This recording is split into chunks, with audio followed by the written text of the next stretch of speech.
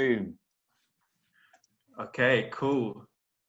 Do you want to do an intro? Oh, yeah, well, let me run this. Yeah. So we're joined by an extremely special guest today, Mark Warren, who wears many hats. You know, sometimes people say we wear many hats, but I think this really applies to a man like Mark Warren. And a trained architect, obviously, worked at Mitcham Council as well, a public practice alumni. But what we're going to really talk about today, or Mark's really going to talk about today, is some of his intervention work in the urban realm. I think what he does is super relevant to what you guys are going to be thinking about this week, especially in the context of working in your local area. Like I really want this work to kind of pop out, and Mark's been a fantastic, amazing inspiration to us for this and for numerous other things. So I'm hoping some of that inspiration also shines through to you lot. So Mark's going to present through some of his work on his Instagram, and we're going to just butt in with questions here and there, and then we're going to try and get to the root cause of why the work is so wavy, and we'll take it from there. All right, nice. Thank you, Akil. Thank you, Seth, for having me. So yeah, I'll run through my Instagram feed, and I'll talk about lots of different things. And yeah, like you said, just throw in some comments here and there. I'm not sure if I can share my screen, Akil. Do you need to give me permission? Let me see if I can run you that. Make host.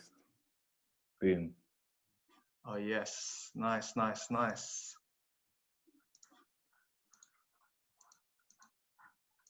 Oh, what's going on here? Share screen. Okay, cool. So I'm gonna go through my Instagram. Can you see my screen?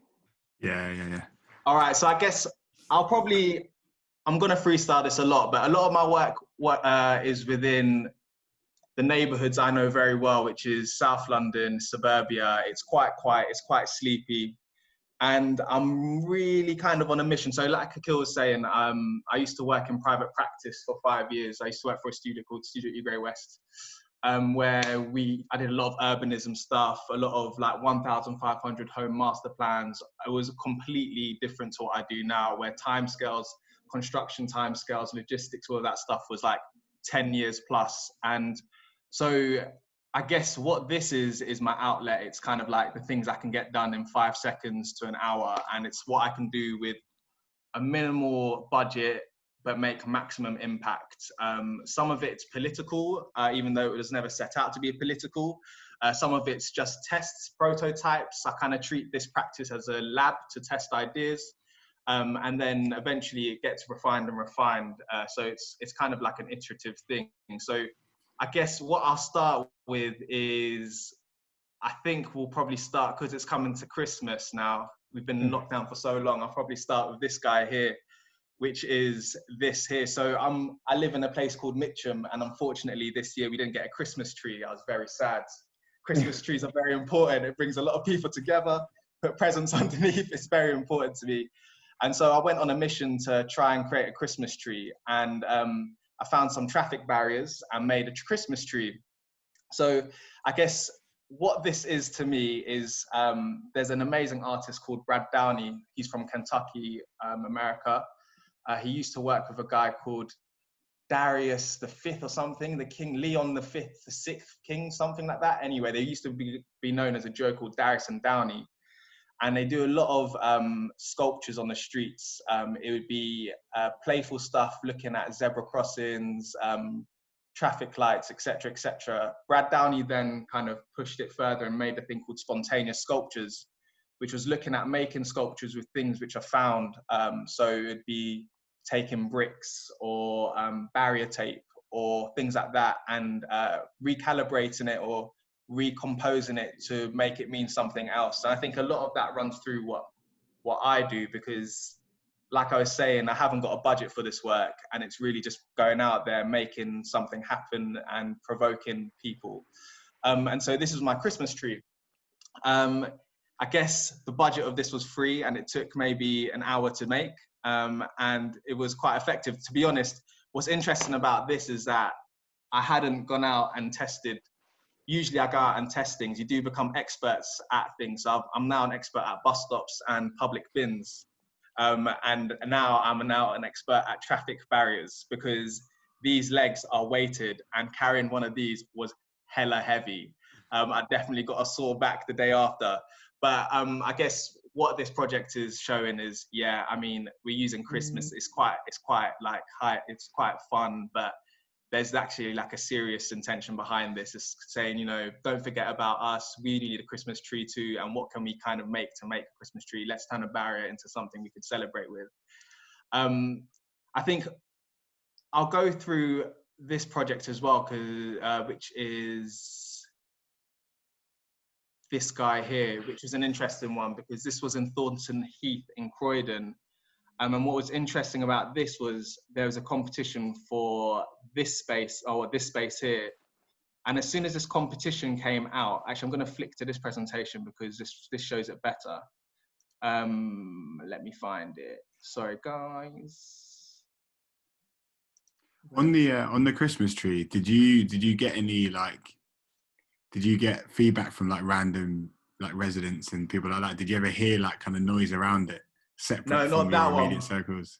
Not that one, but I will go onto a project which we heard noise quite straight away, actually. The Christmas tree didn't last long because they were doing construction work at the time. And so I think they needed the barriers back pretty sharpish. But I think the beautiful thing about this stuff is that it's temporary. And there's no ego to it because you're literally there for it to last as long as it will last. You're not there for it. You're not there for legacy. Do you know what I mean? Yeah. I think there's a beauty to that. I think another artist which talks fondly about that is Christo and Jean-Claude. And their work is amazing. It's beautiful and it's all temporary. And I think there's a lot of power behind that. Can you see my screen? Can you see the side hustles and self-initiation? Yeah. That we can. Okay, cool. So I think what I'll do is talk about this project here, which is in Thornton Heath. So it was this guy here, which there was a competition which was run for it by the council. And a couple people went for it. There was a squat living in here, which I made friends with, and we were trying to get this window display up and running. Unfortunately, we didn't get around to doing it because they got evicted before we got the chance to do it. But we live on. Anyway, what was interesting about this project was that some friends won it, and it got a bit of backlash from the local press. So Thornton Heath Chronicle was saying, I can't believe these guys have won it. Who are they? They haven't entered an idea. So it kind of set the tone for this competition. But the reason why I want to present this project to you guys is because you can do small stuff and it can have quite a positive impact. So even though this project started kind of negatively, we did a bit of consultation and spoke to some residents. We turned around this art gallery really, really quickly. So this art gallery took a day to build. It's literally some hoarding, some tape and some paint. And I think the budget for this was like less than £50.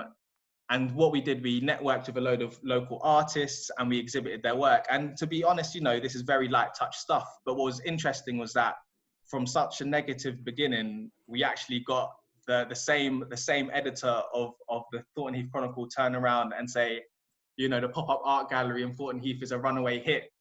So the reason why I think that's quite interesting is because, like I was saying, with such little budget, you can actually have quite a large impact. From people looking at things and spaces negatively, you can completely transition their thoughts into making it something positive. And that leads me on to what you were asking about, Seth, about people responding positively and making noise. So in Streatham in South London, there we go.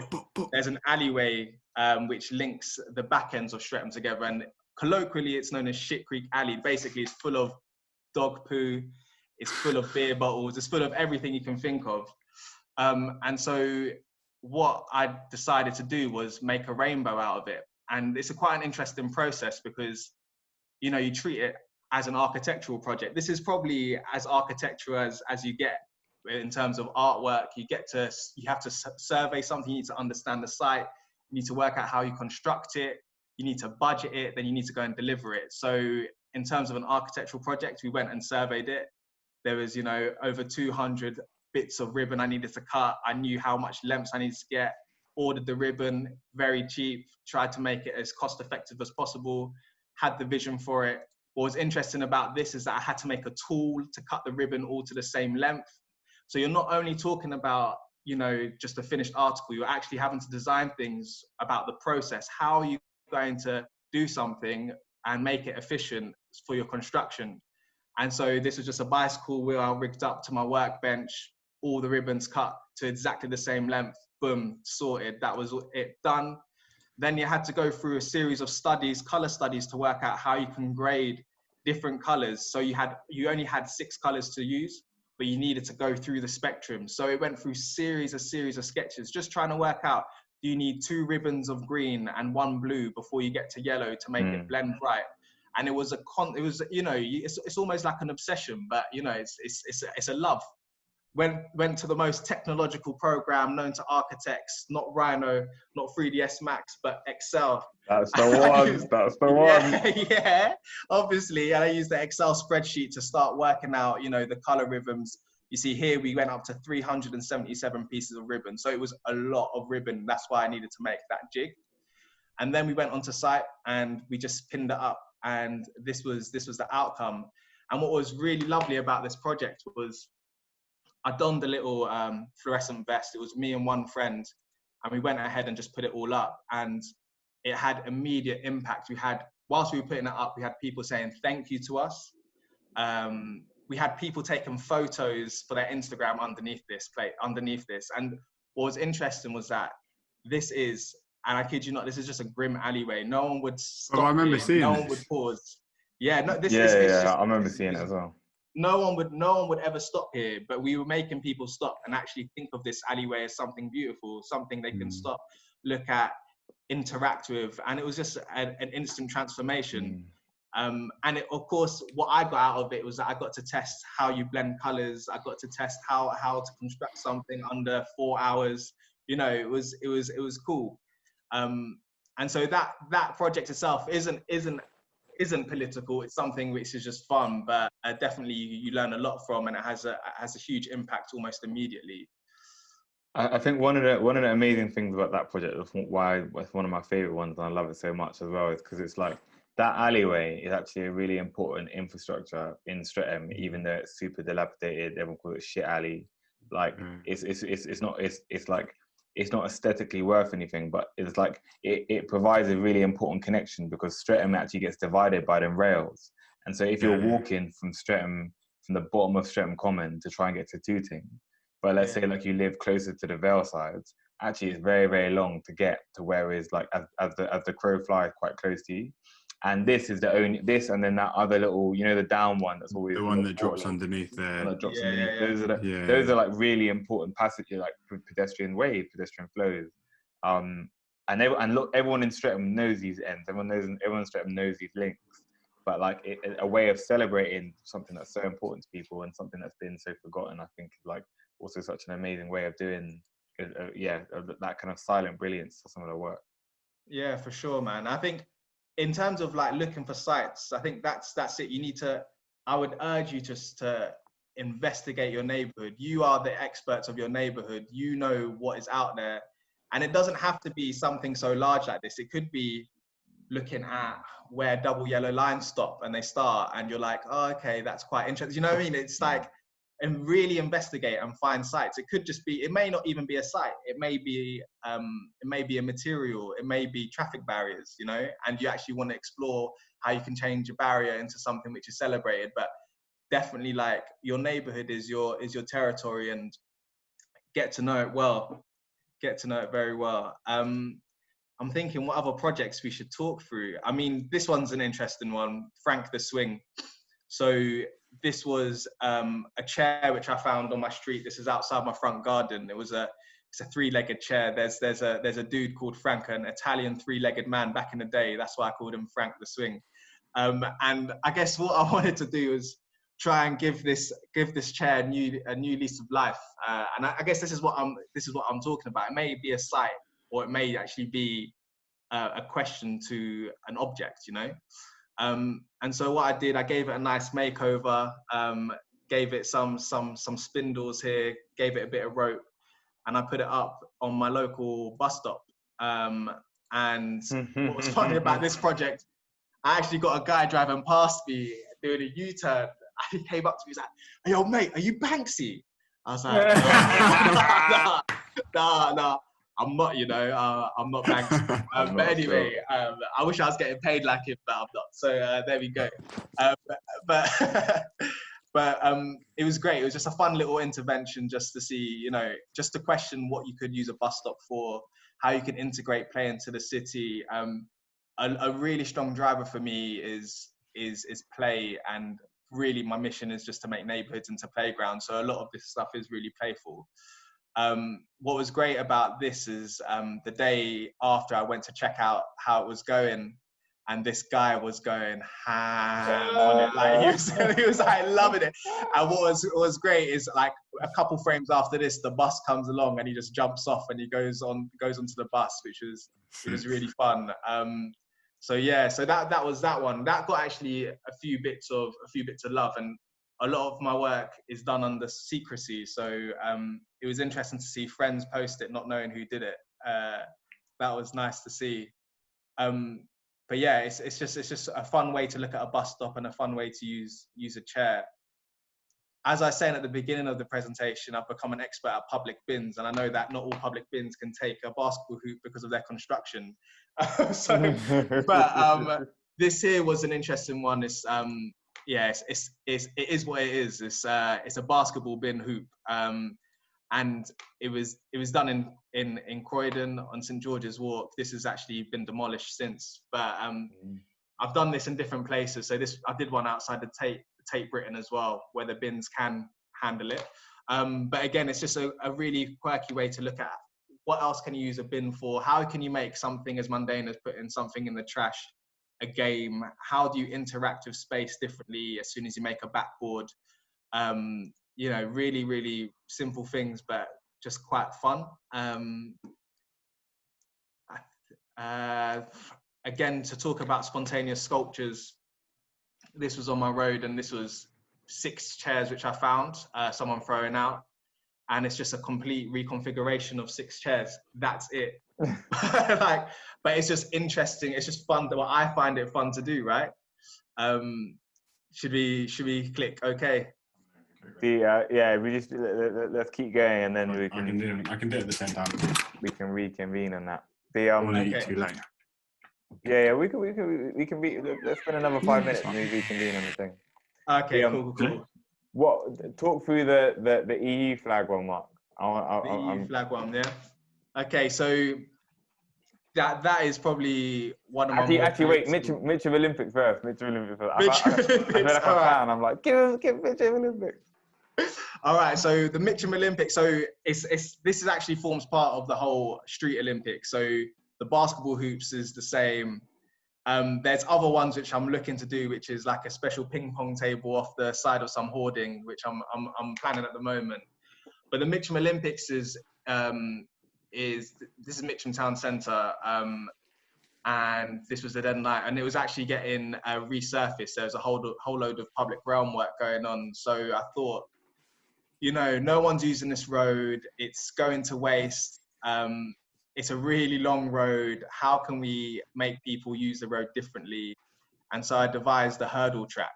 And all I did was use some duct tape and marked out the lines. I think what's really interesting about lines, I'm obsessed with lines because I think our life revolves around lines. We make rules about lines. We write on lines ever since we learn how to write. We don't park on yellow lines because a yellow line has a value to it, which is financial. We play basketball within the lines where 3-pointers are behind the line and a free throw is at a special line. Football pitches are defined by lines. Everything is lines. And I think they all have different values, but when you start putting lines, yellow lines in particular on the street, it starts to question the value and the value of what that line actually means. And so I went along and made this yellow lined Olympic track, 100-meter hurdle sprint. And this is it here. And what was really lovely about this one here was it was actually in the height of Ramadan, and the Islamic center's just up here, and we were doing it at like dead in the morning, like proper in the morning. And so everyone came out from their evening prayers, and they started coming out, and they like were ready to race. Like it was like amazing. Just the fact that we put some duct tape on the floor and moved some barriers to make hurdles, and it completely changed what the conversation was in this space.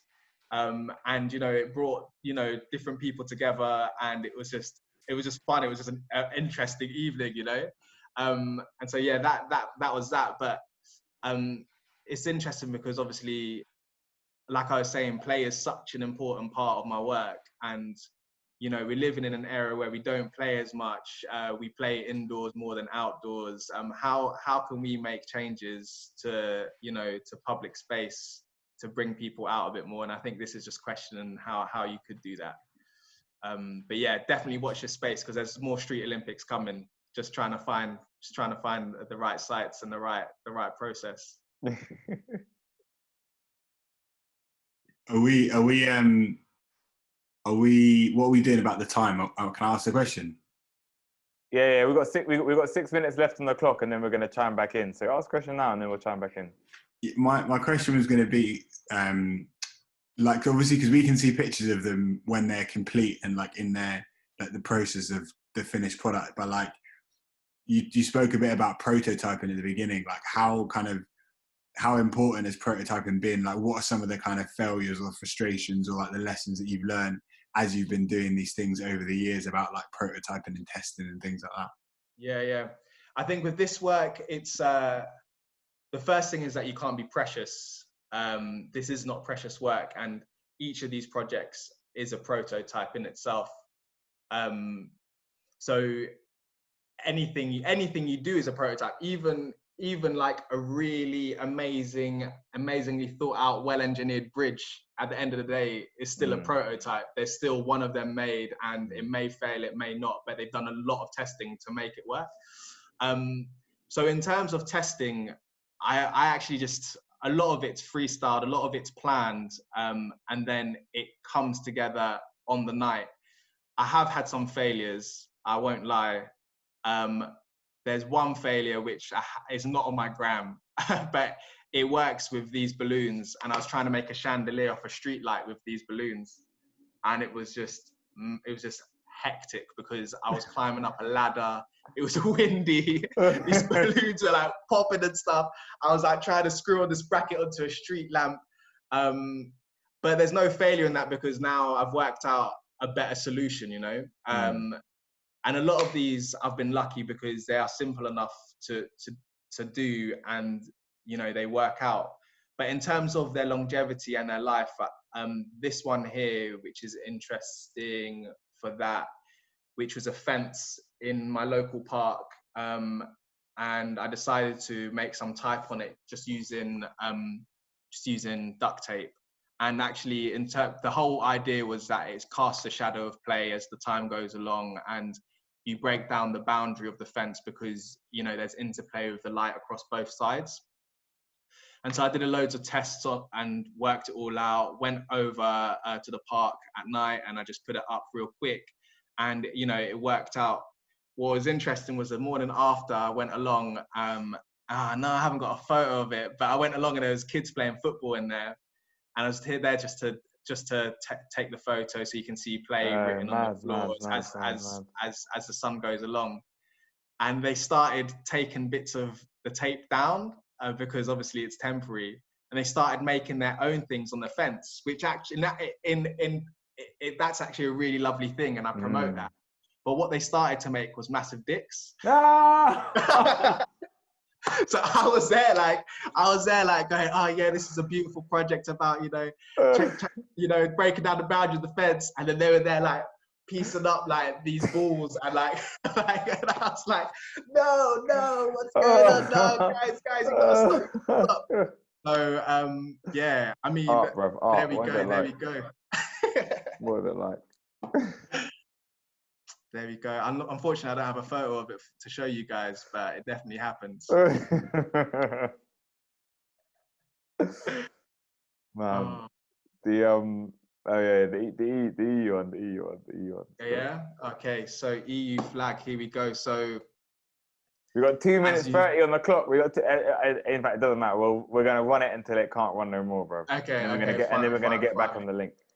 Okay, cool. So the EU flag is, so as you know, come January, a sad time is happening, and we're Brexiting. And so this was a statement about Brexit, and it was taking the symbol of the EU flag and trying to work out graphically how you can make it represent something else, how you can make it represent the time. So I got the flag and I started cutting it, chopping it, defacing it, seeing how I can, I mean, you know, to be fair, the EU, us leaving the EU in itself was us breaking away from this flag anyway. So I started kind of chopping it into bits to see what I could make. And I managed to, you know, make a sad face, which represented how I felt about it. Because I did my master's in Copenhagen at the Royal Danish Academy of Fine Arts, and I could only be there for free because I'm an EU citizen. And so the very fact that they're doing this means, anyway, besides the point, but it's a very sad time. And so I wanted to make a statement about the time and how I feel. And I think a lot of artwork is about that. Like a lot of strong musical musicians, artists, they document a time which they're in. And, you know, in 10 years time, you'll look back and it still takes you back to that time. And I think that's where a lot of strong work comes from. It's just about documenting what's going on at that period of time. And this is me doing that. But the issue I had with this is I didn't have anywhere to hang it up. But in my neighborhood, there is a level crossing, and a level crossing is just where a train goes past and the barriers come down, again, creating barriers, and it stops cars from going across. So I thought this was the prime place to put it up so people who are going to work the morning after can see my sad face in the sky. And so as the barrier came down, I put the flag on, and so it was my way of getting it up there for people to see. And I tagged it with, I know we've hit a crossroads, but nobody likes a breakup, especially when you know you have it good. And I guess it kind of works within the context of this, because this is a barrier, this is a crossroads, and that's where I've decided to place my.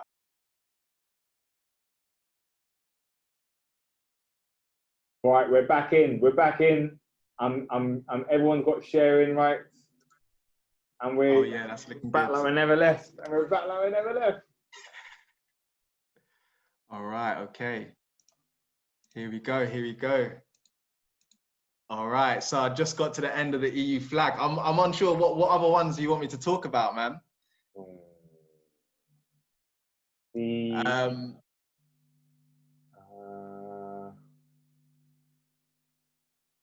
I mean, I guess what I can talk about, actually, do you know what? I could talk about this one, actually, because this is actually to do with collaboration and almost getting there. Almost getting there. Let me see if I got. And also the pipe one as well. Oh, the pipe one. Okay, cool. Okay, so this one here, I'll talk about these ones because I've got this obsession with trying to turn buildings into messages, and I haven't managed to do one yet, but I've been chasing the dream for a very, very long time, talking to different people to try and get me access into buildings, whether it's owners, the council, squatters. I've been trying to make contact with lots of different people to try and start getting these messages onto buildings.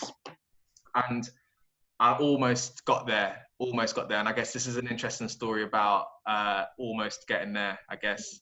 So I've got a lot of these in the run, trying to get these messages out there, and a lot of them are quite political. So this is on the old estate. Where is it? It's just off the edge of Elephant and Castle, which has been vacated, and it was just a message saying, you know, hello, letting these buildings speak. But these buildings speak, but really, you know, there's stories within each of these floors which, you know, they deserve a voice too.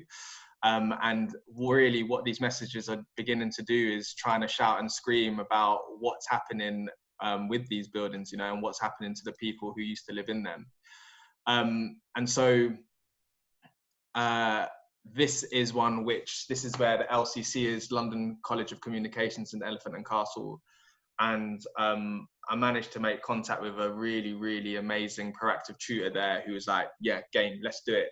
let's do it as a workshop with students. Let's get going. So we devised a couple workshops, went there, and we went ahead and we started trying to piece this thing together, and we actually managed to prototype some stuff.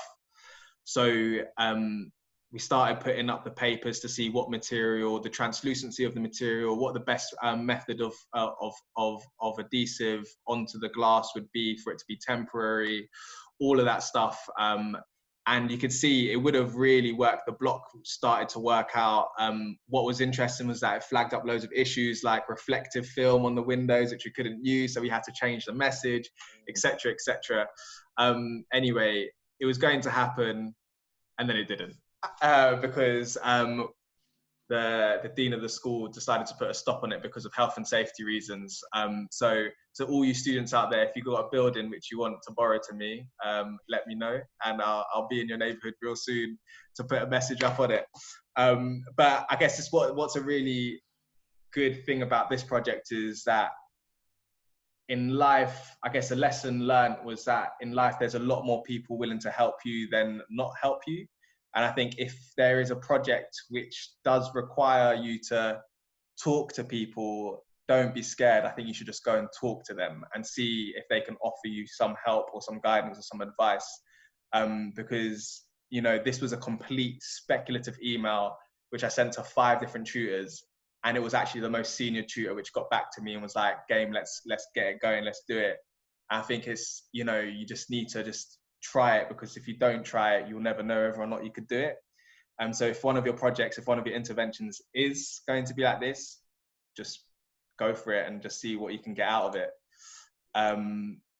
So which one, Akhil, were you talking about? The pipe one. The pipe. Yeah. The pipe's a funny one. Yeah. So where is he?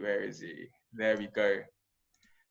So this one here is, this was actually going to be installed on some hoarding, but I never got around to doing it. And I guess what's interesting about a lot of developments which happen in our neighborhoods is that they happen and the hoarding goes up and you don't know what's happening behind the wall, but whatever does happen behind the wall has a huge impact for the forever of your life. And so this was a method of trying to, I don't know, break down what the wall is blocking and allow you to look over it. It's not for peeping toms. This was actually a legit thing. And so the cheapest way I could make a periscope was to use some rain pipes, which I found, and some which I bought. Some of them I bought, some of them I found. And I actually cut some mirror, and it actually worked. It was legit. It actually worked. And yeah, unfortunately, we haven't got around to putting it on some hoarding, but there is a plan to do that at some point. But yeah, I mean, that's pretty much it. It was to try and work out how you can see what's actually happening, because most of the time you don't know what's happening. It's so key how the messages always tie into the local area, and like how you can use these local materials, you repurpose them, you do something with these found materials, and you kind of, it ties into this much bigger story. I think that's why it's so interesting. That's why I'm so keen for the students to hear this and for anyone to hear this, like, because it's so part of your work. It's very much part of our work, but how we're using materials that you just find in the area, things that are part of that ecosystem.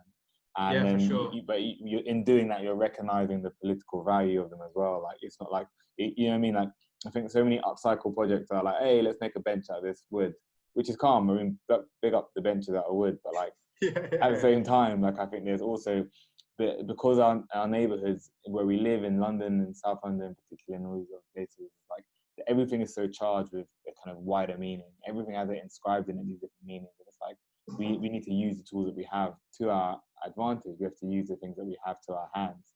For sure. And I think, like, I mean, it's interesting you say that, because I think it's all about being resourceful. And I guess, so growing up, I used to go to the Philippines quite a bit because my mum's Filipino. And they just use space completely differently. Right. Like, as in, they'll use the road which, you know, traffic, cars, people walk on to dry their rice. Okay, you think I'm going to be drying my clothes out on my road? No. But, you know, they do that. They use that space. They use tree trunks in the village to play basketball on. Do you know what I mean? And it's like, mad that you're going past these hoops which are just tied to trees and there's kids playing in the middle of the road, and the jeepney comes and they jump out the middle of the road. But it's just resourcefulness. It's like, this is space. We're going to use this space for what we want to do to, you know, be healthy, fit, physical and emotional well-being, all that stuff. And, you know, we will work together and work out how we can use this space together. And I think, yeah, a lot of my thinking comes from that kind of that kind of idea, that ideology of, you know, you can look at spaces differently, you can be resourceful, and you can change what a tree trunk means, you know. And it's that type of stuff which I think I try and carry through a lot of my work. Yeah, but no, 100%, like there are obstacles and barriers within all neighborhoods which you can definitely start to pick at, and the best way to do that is definitely through intervention, you know. For sure, man, for sure. And I like that you alluded to the take, because that's also for us, like a lot of the inspiration came from how people do things back in Jamrock in Jamaica, how you can structure materials that you have. And it's not to say it's not a way of doing things that's any less technical. It's a different type of technical, right? It's a different type of technique.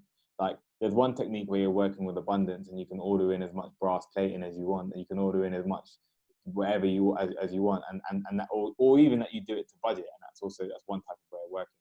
And another way of working is to appreciate what you can find, what's closest to you, and thereby when you're working that way, it's not just you're not just working towards a finished project. Like that project becomes, like you say, a prototype, or it becomes a type, it becomes a typology, it becomes something that can be replicated, it becomes something that can be exported, it becomes something that can be done by your neighbor, by your neighbor's neighbor, etc., etc. Exactly. Yeah. Exactly. I want to just flag up Andy Goldsworthy, who's a British artist, British sculptor, who just uses leaves. And right now we're in autumn, so you know there's abundance of leaves out there right now. And I'm actually plotting a leaf idea right now, actually, which I need to get my rake out and go to my park and do it. But you know, like it's amazing. Like this dude just goes along and he finds leaves and he composes them in different ways. He creates lines, barriers, you know, you makes the use of space completely differently. Like it's just beautiful stuff. And again, like that's not to say, you know, it's any less technical than, you know, like you're saying, than like a crazy design thing in Rhino or anything. This is highly technical. This dude had to find leaves of 2 different shades which were the same and cut them precisely to make into a circle. I mean, and that's beautiful. That's like amazing. And there's so much power behind that stuff, you know. And it's all just with leaves. It's crazy, man. How do you, when you're conjuring up a new idea, when you're thinking of do you stumble upon it when you stumble upon a place and you think, you know what, I'm gonna have to run that? Or are you looking for inspiration in other like methods and techniques and you think, oh, you know what, I'm gonna have to get myself some leaves? Nah, do you know what? So how I think I practice is I kind of think of things as a collage. So I collect things as I go along. So, and like obviously I've got a load of inspirational artists which I think are like amazing, but they fall very in line to my practice, to like how I think a piece of art could be made in the physical form type of thing. And it's very architectural in a way, because I've got an architectural background. But there are sites which I pick up on because I investigate my neighborhoods, because I walk it every single day. And I know what different types of drains go in places, and the different stamps on the different drains, and the different structures of bus stops which allow you to hang stuff and some which don't. And, you know, like, but that's the stuff which I take in, and I find beauty in the kind of the awkward things where, like I was saying, where double yellow lines stop and start, and, you know, those like really weird things. And so there is a collage which I make, which is like the spaces, the sites, and then kind of like the processes and the way which you could actually fabricate a project. And then sometimes they come together and they click and you can make something happen. Because it is, I mean, even Andy Goldsworthy work is like highly site specific, you know, even though it's just leaves, it's like, it's still really site specific. And so he definitely works with a site. And I think I definitely work with a site, but sometimes the site is a condition. So sometimes the site is a hoarding, which is replicated across multiple sites, or, you know, it's sometimes like, the site's a condition. That's wavy, man. Gonna have That's to. a little soundbite that's gonna have to be written down. That's the title of this talk, bro. That's the You're gonna hear us next week to the students. The site must be a condition. I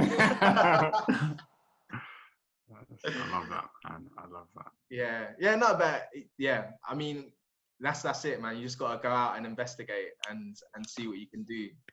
Like, say, like, for example, the flag one, the EU flag was a genuine, like, I looked at specific sites where I had access to the top of a pole. I had specific sites where it was lampposts, which I knew I could get a ladder on there and I could climb it.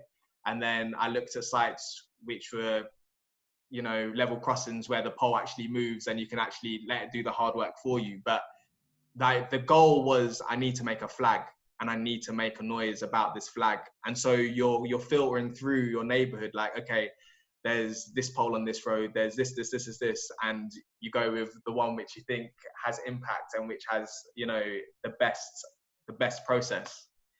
So, you know, it's like, there's no real, I don't know, there's no there's no absolute answer, I don't think. Yeah. But apart from a collage, because that's just how I work. Because yeah, I'm a proper scatterbrained dude, like, so that's just how I work. Mark, I wanted to ask about documentation, because especially these projects are temporary. They're a manifestation sometimes of the constraints and the potential of the site. The way you've documented it, I know what I feel about the way you documented it, and I'm not actually going to put any words into anyone's mouth now, because I just want you to say it straight up. But you know, talk the man them through it. You know what I'm saying? Yeah. Okay. So yeah, the only records you will have of this project is your documentation. The only records of the beautiful Christo and Jean-Claude work is through documentation, and the documentation. A lot of these projects follow exactly the same processes as architectural projects. So the documentation is you doing a survey, it's you working out what the site is, it's you looking at a material and you making the sketch. And this is all really valid stuff, and you know, it has so much value to the process. The thing, I mean, I don't think I actually document as well as I should. And there's people out there who document and take videos of what they do, and you know, they put a spin on it and they edit it real nice. I'm pretty choppy with it. I just kind of go out there and take photos on my phone, because that's all I can fit in my pocket to make a runner with it if I need to. But it's really, really, really, really crucial you take photos as you go along, because ultimately this is the life of your project now. This hoop doesn't exist anymore. This building doesn't exist anymore. This whole piece of urban landscape doesn't exist anymore. It's got completely changed. No one recognizes this place. My child will not know where this place even exists. This is a document of this space. And this is a document of a small intervention which I did in that space. And that's the city. That's how cities work. That's how spaces work. And so even though you're documenting this one thing you've done here, you're actually documenting a whole ecosystem of things. And I think that's kind of beautiful in itself. But yeah, I mean, if for you guys, I just suggest to be trigger happy and just keep taking photos as you go along and save every sketch, because you never know where that sketch can come in handy when you're developing another project. But like I said, I'm not slick with it, man.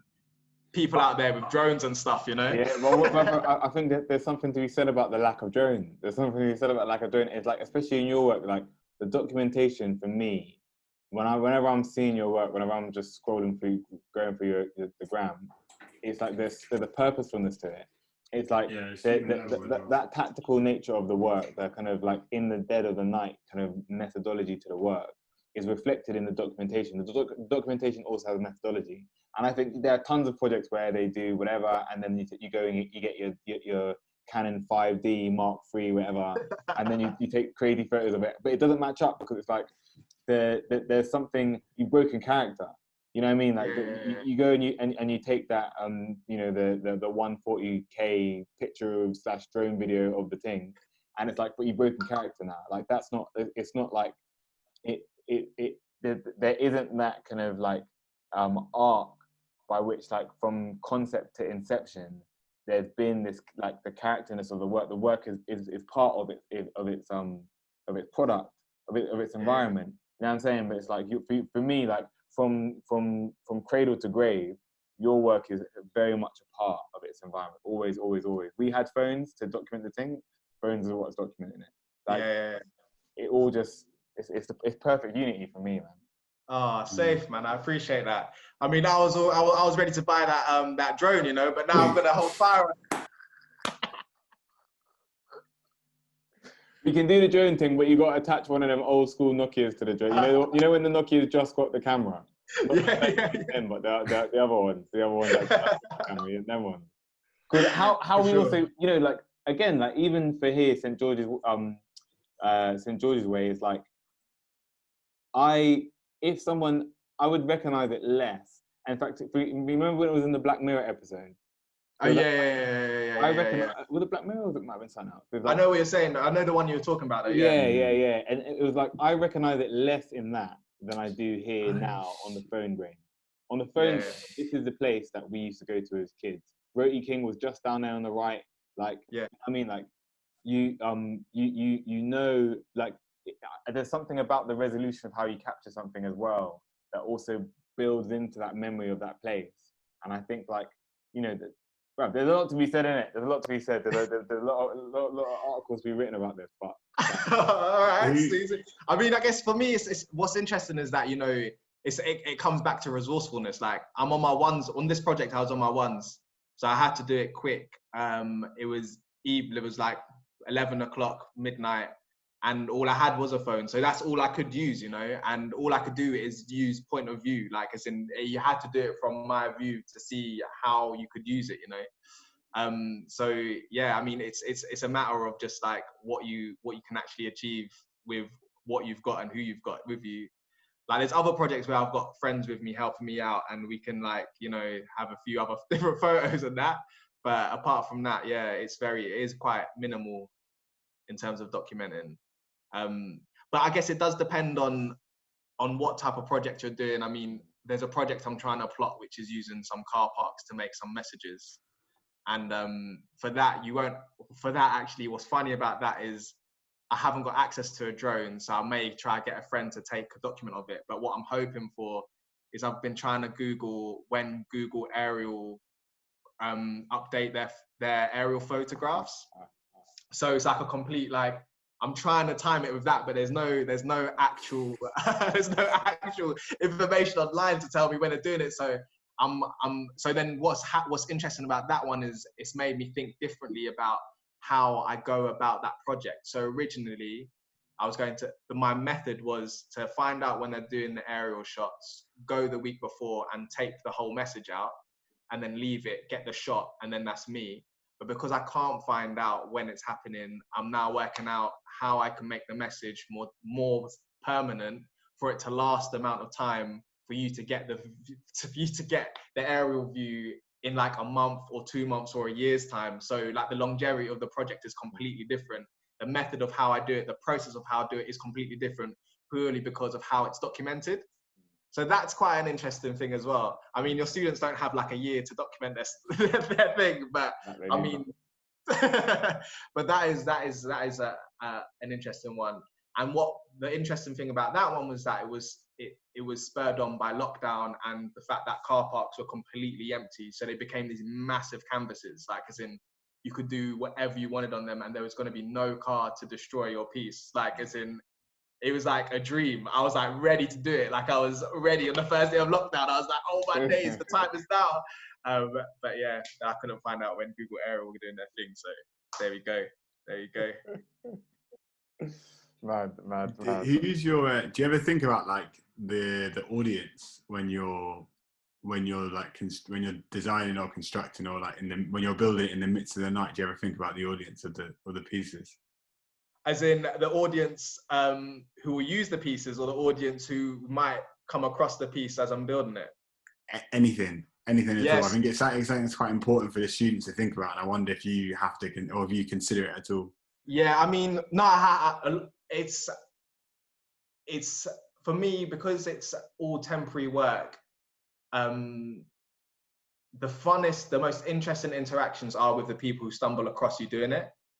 I'm not doing anything unpleasant. I'm not doing anything unpolite. And usually people are proper geared up, like they're loving it. Like when they come past me and I'm donning a fluorescent vest pretending I'm a street worker type of thing. Do you know what I mean? And, you know, people calling me Bagsy, you know, that's like hilarious.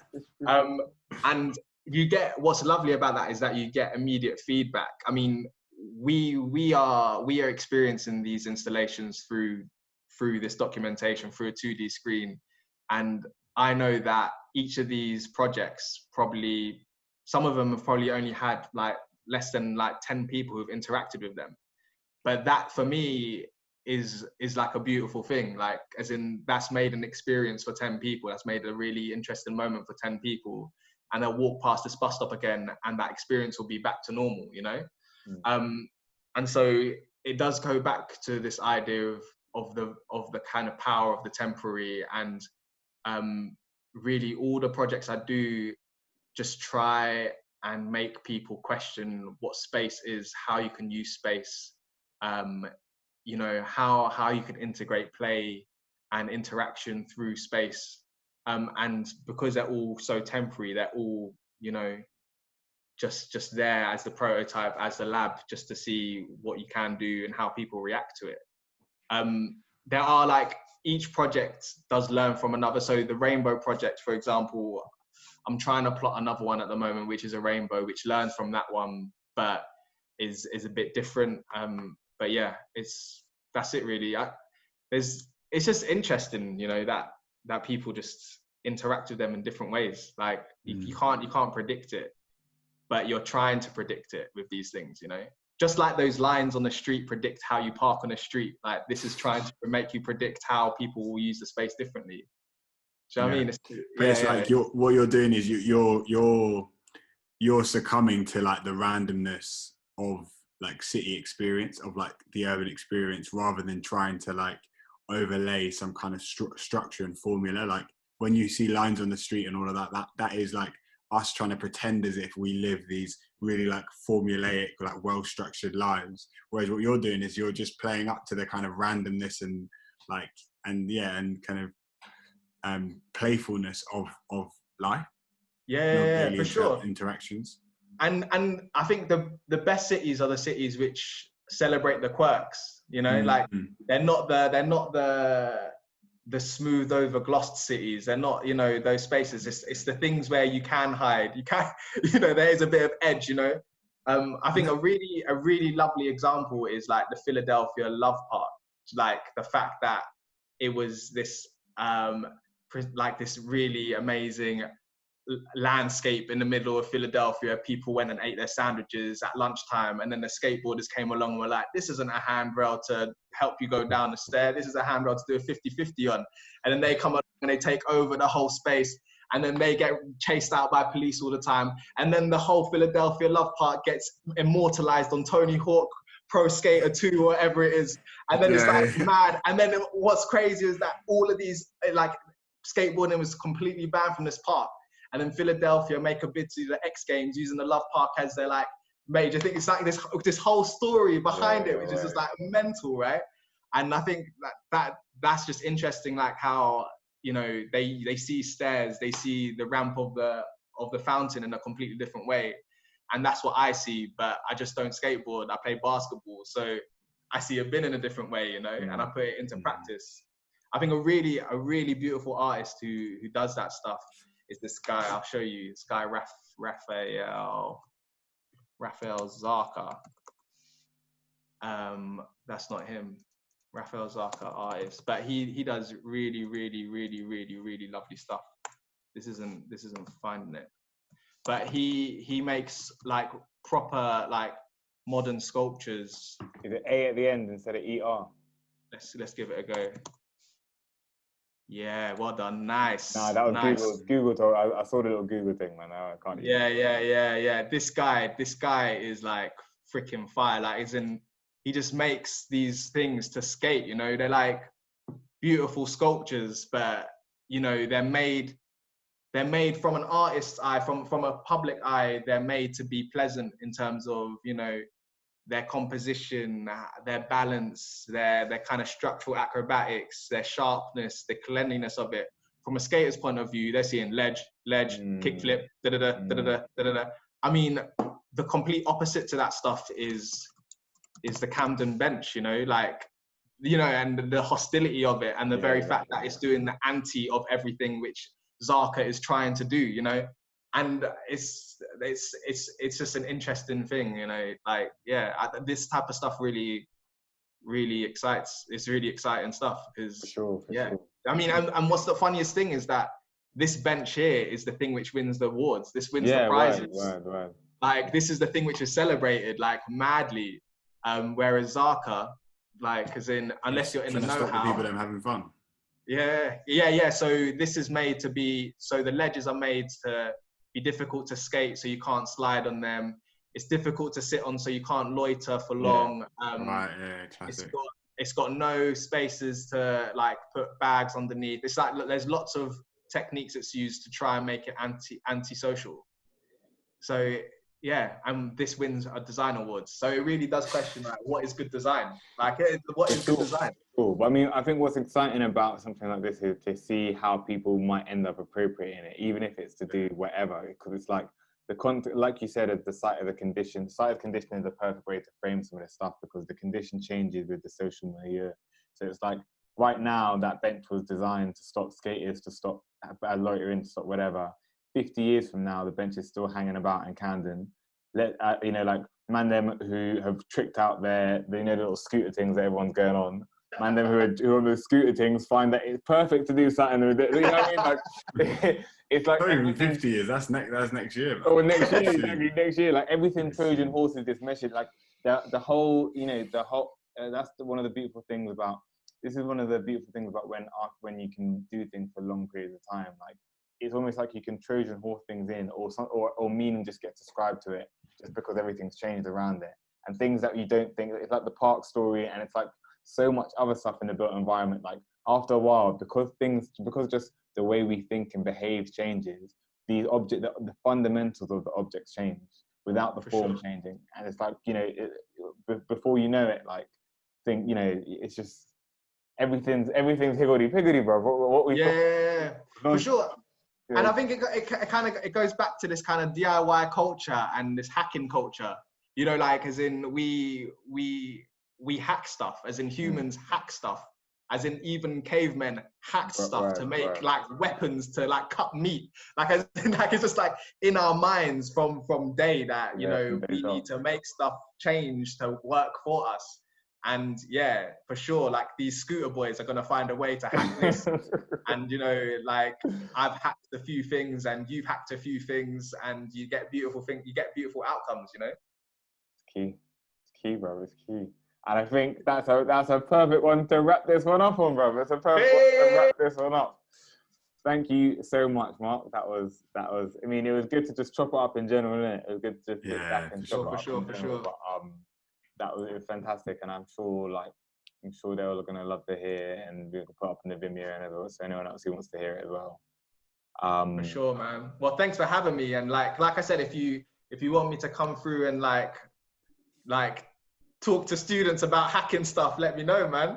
It's a must. Yeah, I'm keen to get you in on a crit, perhaps at the end of the year, at the end of the term even, because I think there's a lot, like, because first of all, it'd be nice for you to see that there are a lot of elements in some of the students' work that I think would really that would really resonate with you, and I think you would also be able to give them some really like useful feedback and pointers, and a different perspective from some of the other kind of like the other steer that they've had and stuff. And it's like, it's important to get that, like, that kind of hacker like appropriation. Like we need to get them into that method of thinking. Might come through with my scissors and start hacking drawings. Just start chopping, stick this, just move it around. Just come through with the tape. I'll be hated. Get ushered out the AA, bro. They were like, get out of here. Go on, They kick us all out of there. Exactly. Turf us all out. Mad. All right, on that note, bruv. On that note, let me stop the recording.